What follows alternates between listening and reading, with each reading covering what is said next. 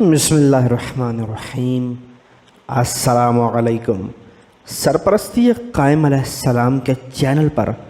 آپ کو خوش آمدید۔ علامہ علی رضا رجالی طاہرانی سے سوال کیا گیا کہ حدیث نبوی ہے کہ وہ امت ہرگز ہلاک نہ ہوگی جس کے اول میں آخر میں عیسیٰ اور درمیان میں مہدی ہو، کا کیا مطلب ہے؟ علامہ علی رضا رجالی طاہرانی جواب دیتے ہیں، حافظ محمد بن یوسف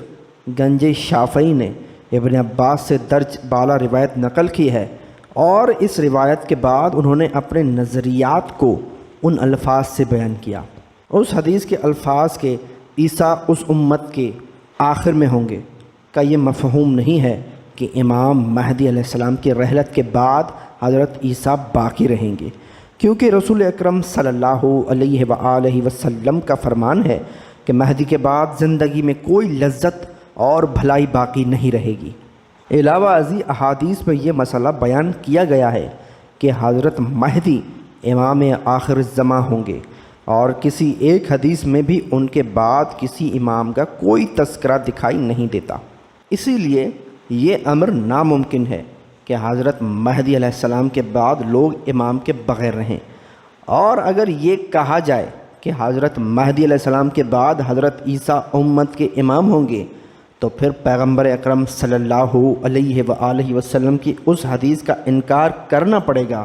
کہ مہدی کے بعد زندگی میں کوئی لذت اور بھلائی باقی نہیں رہے گی،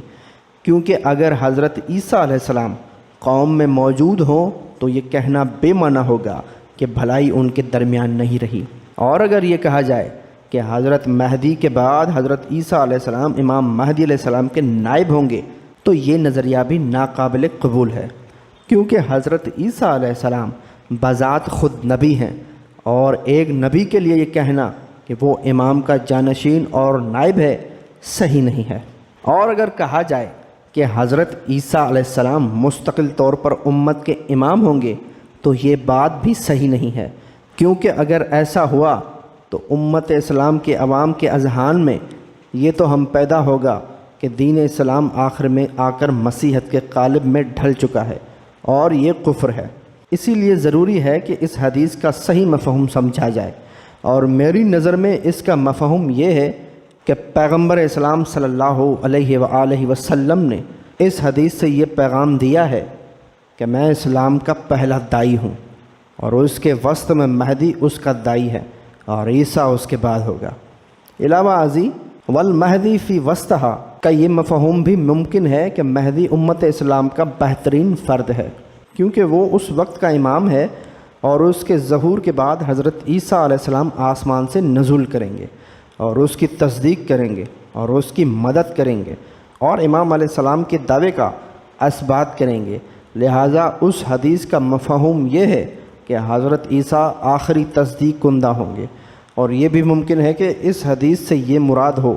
کہ امام مہدی علیہ السلام کی آمد حضرت عیسیٰ علیہ السلام کے نزول سے پہلے واقع ہوگی۔ اسی لیے حضرت مہدی کو وسط کہا گیا، اور واضح رہے کہ یہاں وسط سے حقیقی وسط مراد نہیں ہے، بلکہ ماقبل آخر کی مناسبت سے انہیں وسط کہا گیا ہے۔ حضرت عیسیٰ علیہ السلام کا حضرت مہدی کے ساتھ ہونا وسط و آخر کے لیے کسی تضاد کا سبب نہیں ہے، لہٰذا اس روایت کو دلیل بنا کر یہ نہیں کہا جا سکتا کہ حضرت عیسیٰ حضرت مہدی علیہ السلام کے بعد بھی زمین میں رہیں گے۔